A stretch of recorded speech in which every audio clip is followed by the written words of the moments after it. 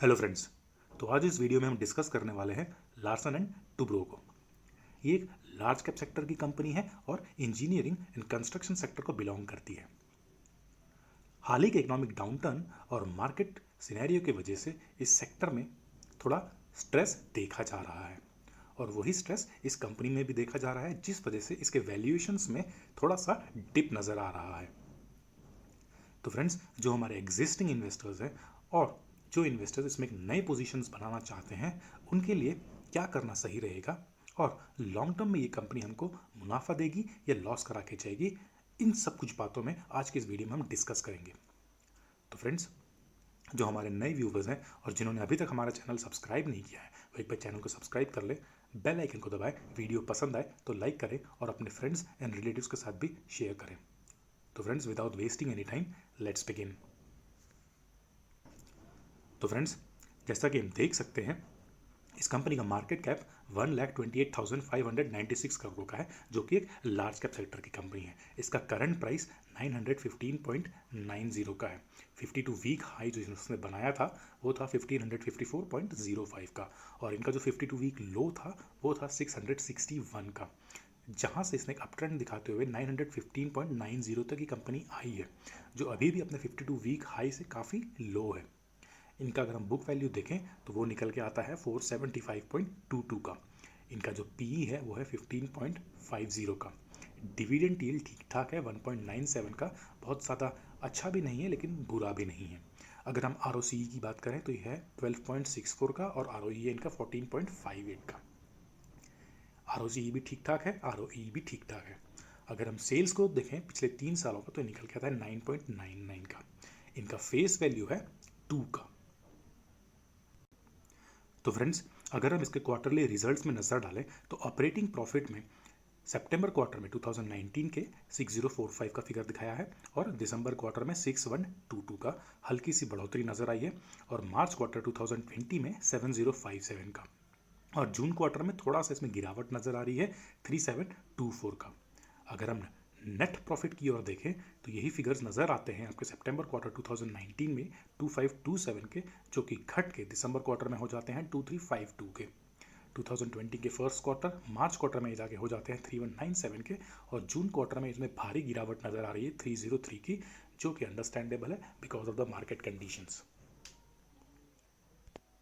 तो फ्रेंड्स, अगर इनके वाई एन वाई के फिगर्स हम नज़र डालें तो इनके सेल्स में बढ़ोतरी तो दिख रही है 9683 मार्च 2018 में, और 2019 में 1,35,220 का, और 2020 में 1,45,450 का, और अब तक के फिगर्स है 1,37,076 के। लेकिन साथ ही साथ इनके एक्सपेंसेस में भी अच्छी खासी बढ़ोतरी नज़र आ रही है, जो कि है 2018 में 97,839 की और 2019 में 1,12,354 का, जो कि बढ़ के मार्च 2020 में हो जा रहा है 1,20,866 का, और अब तक का जो फिगर है वो निकल के आते हैं 1,14,128 के। तो सेल्स में तो बढ़ोतरी नज़र आ रही है, साथ ही साथ एक्सपेंसेस में भी अच्छी खासी बढ़ोतरी नज़र आ रही है। अगर हम इनके ऑपरेटिंग प्रॉफिट में नज़र आएँ तो 2018 में ये दिखाई दे रहे हैं 21,844 के, 2019 में नज़र आ रहे हैं 22,866 करोड़ के, और 2020 में नज़र आ रहे हैं 24,586 के, जो कि रीजनेबल थोड़ा एक छोटा ग्रोथ नज़र आ रहा है ऑपरेटिंग प्रॉफिट में ईयर ऑन ईयर के बेसिस में। अगर हम नीचे नेट प्रॉफिट में नज़र डालें तो 2018 में नेट प्रॉफिट इनका नज़र आ रहा है 7,370 करोड़ का, जो बढ़ के 2019 में हो जा रहा है 8,905 का, और 2020 में हो जा रहा है 9,549 का। तो यहाँ पर भी आपको तकरीबन 1,000 करोड़ के ईयर ऑन ईयर फिगर्स में बढ़ोतरी नज़र आ रही है। तो फ्रेंड्स, एक बार अगर हम इनके कंपाउंडेड सेल्स ग्रोथ में नज़र डालें तो ये तकरीबन 3 साल में नज़र आते हैं 9.99% के, 5 साल में 9.61 के, और 10 साल में 12.76 के। तो कंपाउंडेड सेल्स ग्रोथ में तो बढ़ोतरी नज़र आ रही है। कंपाउंडेड प्रॉफिट ग्रोथ की अगर बात कर लें तो यहाँ पर भी आपको एक स्टीडीनेस नज़र आ रही है। 3 साल में यह 17.35% का, 5 साल में 17.62% का, 10 साल में हालांकि थोड़ा कम नज़र आ रहा है, वो है 9.60 का। दोस्तों, जो नोट करने वाली बात है कि इनके CAGRs काफ़ी डिसअपॉइंटिंग हैं। अगर आप एक साल की बात करें तो -31.94 का है, जो कि अंडरस्टैंडेबल है बिकॉज ऑफ इकोनॉमिक सिचुएशन। लेकिन अगर आप इनके 3 साल, 5 साल और 10 साल के CAGR में नजर डालें तो ये काफ़ी डिसअपॉइंटिंग है एक L&T जैसी कंपनी से, जो कि एक बहुत ही पुरानी और एक बहुत ही ट्रस्टेड कंपनी मानी जाती है। इनके ग्रुप ऑफ कंपनीज भी काफ़ी अच्छा परफॉर्म कर रहे हैं। लेकिन अगर हम L&T की बात करें तो यहाँ पर ये बहुत ही डिसअपॉइंटिंग फिगर CAGR में इनके नज़र आते हैं, और उसी वजह से इन्होंने लॉन्ग टर्म में अपने इन्वेस्टर्स को ज़्यादा प्रॉफिट कमा के नहीं दिया है। इस बारे में हम आगे भी बात करेंगे। अगर हम इनके रिटर्न ऑन इक्विटी में नज़र डालें तो 3 साल, 5 साल और 10 साल में ये तकरीबन 5.19 का नज़र आता है 3 साल में, 5 साल में नज़र आता है 13.86% का, और 10 साल में 13.87 का। तो फ्रेंड्स, एक बार हम देखते हैं कि इनके बोरोइंग्स कैसे चल रहे हैं। अगर हम इनके बोरोइंग्स में नज़र डालें तो ये तकरीबन हर साल बढ़ते जा रहे हैं। अगर हम 2017 में देखें तो ये नज़र आते हैं 93,954 करोड़ के। 2018 में इसमें और बढ़ोतरी नज़र आ रही है 1,06,619 करोड़ की, जो 2019 में बढ़ के हो जा रहे हैं 1,24,579 करोड़ के, और 2017 में ये और शूट आउट करते हैं तकरीबन 1,41,770 के। तो इनकी बोरोइंग्स में एक बहुत बड़ा जंप नज़र आ रहा है। कंपनी सेल ग्रोथ तो बढ़ा रही है अपना, लेकिन साथ में इसके बोरोइंग्स भी बहुत ज़्यादा बढ़ रहे हैं, जो कि अच्छी बात नहीं है। तो फ्रेंड्स, एक बार इनके कैश फ्लोज में भी अगर नज़र डालें तो इनका जो नेट कैश फ्लोज निकल के आ रहा है उसमें नेगेटिविटी दिख रही है और ज़्यादा बढ़ोतरी नहीं दिख रही है। जो थोड़ी बहुत बढ़ोतरी दिख रही है वो काफ़ी कम नज़र आती है। अगर हम 2016 ऑनवर्ड्स देखें तो नेट कैश फ्लो 2016 में -613 करोड़ का था, 2017 में -245 का था, 2018 में इसमें थोड़ी पॉजिटिविटी नज़र आई है 3254 करोड़ की।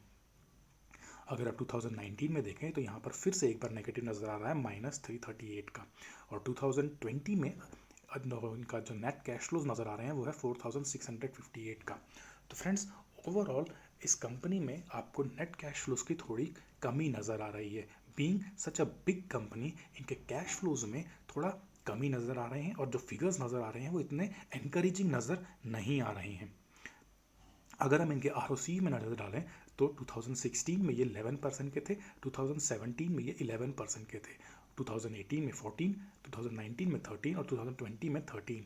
तो ये सब फिगर्स तो दोस्तों अच्छे हैं, लेकिन जो फिगर्स डिसअपॉइंटिंग थे वो इनके नेट कैश फ्लोज के फिगर बहुत ही डिसअपॉइंटिंग नज़र आए हैं। इनके बोरोइंग्स कंटिन्यूसली बढ़ रहे हैं, जो कि अच्छी बात नहीं है। और तीसरा कि इनकी जो CAGR है वो बहुत ही डिसअपॉइंटिंग है। तो इन CAGRs को लेकर हम इनमें लॉन्ग टर्म में इन्वेस्टमेंट करने का एनकरेजमेंट किसी भी इन्वेस्टर्स को नहीं मिलेगा। तो फ्रेंड्स, ऐसा नहीं है कि ये कंपनी आपको प्रॉफिट बना के नहीं देगी, बट ये कंपनी एक साइकिलिकल सेक्टर की कंपनी मानी जाती है। तो इस वजह से आपको एंट्री और एग्जिट पॉइंट बहुत ही अच्छे से टाइम करने पड़ेंगे, जो कि एक रिटेल इन्वेस्टर्स के लिए बहुत डिफिकल्ट हो जाता है। तो चलिए एक बार हम इनके की मैट्रिक्स में भी नज़र डाल लेते हैं। तो फ्रेंड्स, अगर इसका की मैट्रिक्स में ध्यान दें तो इनका पी रेशो निकल के आता है 13.42 का, जबकि सेक्टर का पी निकल के आता है 24.66 का। पीबी रेशो है इनका 1.65 का, लेकिन सेक्टर का पीबी है 2.52 का। डिविडेंड यील्ड ये ठीक ठाक देती है 1.97 का, लेकिन जो सेक्टर का डिविडेंड यील्ड है वो है 1.56 का। तो ये डिविडेंड यील्ड अपने सेक्टर से ज़्यादा ही दे रही है। अगर हम एनालिस्ट की बात करें तो 95 एनालिस्ट इसमें इन्वेस्टमेंट की राय दे रहे हैं। लेकिन फ्रेंड्स, अगर इन्वेस्टमेंट आपको खुद करना है, आपके खुद के पैसे लगे होंगे, तो डिसीजन भी आपका खुद का ही होना चाहिए। तो फ्रेंड्स, एक बार अगर हम इनके शेयर होल्डिंग पैटर्न में नज़र डालें तो एक इंटरेस्टिंग चीज़ जो नज़र आती है इनकी टोटल प्रोमोटर होल्डिंग में, जो कि 0 की है। तो फ्रेंड्स, ऐसा नहीं है कि टोटल प्रोमोटर होल्डिंग 0 होना खराब होता है। इंडियन मार्केट में ऐसी कुल तकरीबन 10-12 कंपनीज ऑलरेडी हैं, और जिनके टोटल प्रोमोटर होल्डिंग्स आपको बहुत ही या तो कम नज़र आएंगे या तो 0 भी होंगे। उनमें से अगर आप कुछ कंपनीज की बात कर रहे हैं तो उसमें HDFC भी आ जाता है, हमारा ICICI बैंक भी आ जाता है, IDFC भी आ जाता है, और L&T भी आ जाता है। और उसी नज़रिए से अगर आप इन्फोसिस को देखें तो उनकी प्रोमोटर होल्डिंग्स भी बहुत कम है। तो फ्रेंड्स, इंडियन मार्केट में आपको प्रोमोटर होल्डिंग्स कम या फिर 0 ऐसी कंपनीज कम मिलेंगी, जो कि बुरी बात तो नहीं है, लेकिन उन्हें प्रोफेशनल्स हैंडल करते हैं। फॉरेन मार्केट में, यूएस मार्केट में आपको ऐसी बहुत सी कंपनीज मिल जाएंगी जिनकी प्रोमोटर्स होल्डिंग जीरो होगी और वो कंपनीज प्रोफेशनल्स द्वारा हैंडल की जाएंगी। उनका एक अलग से मैनेजमेंट होता है जो उस कंपनी को चलाते हैं और उनमें प्रोमोटर्स नहीं होते हैं, फाउंडर्स उनमें नहीं होते हैं, वो उनके डे टू डे वर्क में पार्टिसिपेट नहीं करते हैं। जैसा कि इन्फोसिस में भी देखा जा रहा है, उनके जो फाउंडर्स हैं उन्होंने अपना डे टू डे वर्क जो है वो कंपनी में कमा दिया है। तो उसी वजह से हम ये नहीं बोल सकते हैं कि हमारा अगर एल का परफॉर्मेंस अच्छा नहीं है तो इट इज़ बिकॉज ऑफ कि इनके प्रोमोटर होल्डिंग्स जीरो हैं, उस वजह से इस कंपनी परफॉर्म अच्छा नहीं कर रही है। तो फ्रेंड्स, ये एक दूसरा टॉपिक है। अगर आप इस टॉपिक पे अगला वीडियो देखना पसंद करेंगे तो प्लीज़ हमें कमेंट बॉक्स पे बताइए, हम इस टॉपिक पर भी एक वीडियो लाने की कोशिश करेंगे।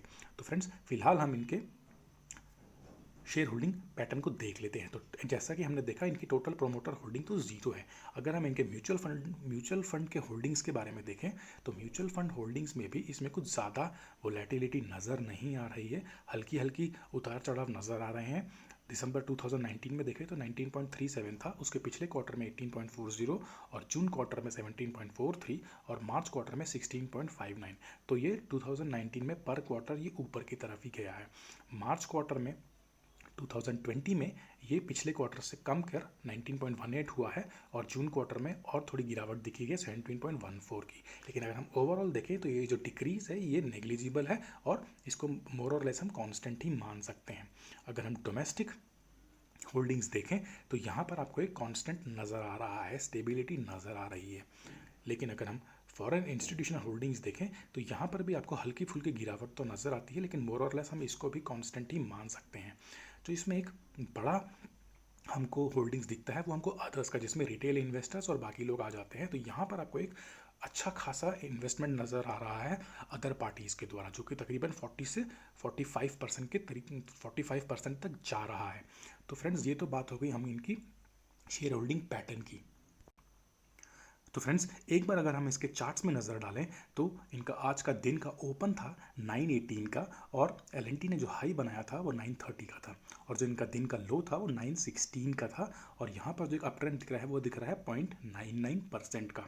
अगर हम 5 डे की बात करें तो यहाँ पर आपको एक हल्का सा डाउन टर्न नज़र आता है 0.24% का। अगर हम 1 मंथ की बात करें तो यहाँ पर भी आपको एक डाउन साइड ही नज़र आएगा, वो तकरीबन 2.75% का है। अगर आप 6 मंथ्स की बात करें तो यहाँ पर भी आपको एक डाउन साइड दिख रहा है अच्छा खासा 29.62% का। अगर हम ईयर टिल डेट की बात करें तो यहाँ पर भी आपको एक 31.01% का डाउन साइड ही नज़र आ रहा है। तो फ्रेंड्स, अगर हम पिछले एक साल की बात करें तो यहाँ पर आपको 30.74% का डाउन साइड दिख रहा है। अगर हम 5 ईयर्स की बात करें तो यहाँ पर भी आपको एक डाउन साइड ही नज़र आ रहा है 9.6% का। और अगर इसके हिस्टोरिकल फिगर्स देखें तो यहाँ पर आपको एक अच्छा खासा अपसाइड नज़र आता है 7029.53% का। तो फ्रेंड्स, इन चार्ट्स को देखने के बाद इतना तो पता चल जाता है कि ये कंपनी आपको लॉन्ग टर्म में, बहुत ज़्यादा लॉन्ग टर्म में आपको प्रॉफिट तो कमा के देगी। तकरीबन 20-30 सालों में तो आपको ये इन्वेस्टमेंट अगर आप इसमें जारी रखते हैं तब आपको इसमें प्रॉफिट नज़र तो आएगा। लेकिन अगर आप मिड टर्म से लॉन्ग टर्म की बात कर रहे हैं, जैसे कि 5 साल 10 साल, तो यहाँ पर आपको एक बहुत ज़्यादा पेशेंस दिखाने की ज़रूरत पड़ सकती है और आपका एंट्री पॉइंट और एग्जिट पॉइंट बहुत ज़्यादा मैटर करता है। रिटेल इन्वेस्टर्स इतना एनालिसिस नहीं कर पाते हैं, जिस वजह से उनको ऐसे स्टॉक्स में लॉस उठाना पड़ता है। तो फ्रेंड्स, हमारा सजेशंस, पर्सनल सजेशन तो ये रहेगा कि आप ऐसे स्टॉक से थोड़ी दूरी बनाए रखें।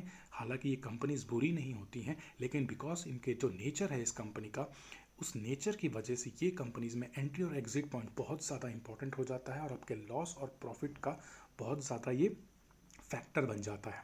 तो फ्रेंड्स, अगर आप कंस्ट्रक्शन साइड में इन्वेस्ट करना ही पसंद करते हैं तो हमने कुछ दिनों पहले एक और कंपनी में अपना वीडियो लाए थे जिसका नाम था KNR कंस्ट्रक्शंस। तो आप उस कंपनी में इन्वेस्टमेंट करने का एक सोच सकते हैं। कम मात्रा में तकरीबन 5 से 10% अपने पोर्टफोलियो का उस कंपनी में आप इन्वेस्ट कर सकते हैं। वो कंपनी स्मॉल सेक्टर से है, वो कंपनी स्मॉल कैप सेक्टर से है और इसी कंस्ट्रक्शन और इंजीनियरिंग सेक्टर को ही बिलोंग करती है और उसने लार्सन एंड टुब्रो के कंपेयर में काफ़ी अच्छा परफॉर्मेंस दिया है। तो आप अपने पोर्टफोलियो का 5 से 10% उस कंपनी में बना सकते हैं। उसका वीडियो आपको आई बटन में मिल जाएगा और डिस्क्रिप्शन में भी जाके आप उसका वीडियो देख सकते हैं। तो फ्रेंड्स, आपको हमारा आज का वीडियो कैसा लगा, पसंद आए तो ज़रूर बताएं।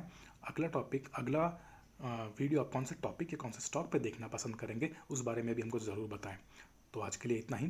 थैंक यू, धन्यवाद, जय हिंद।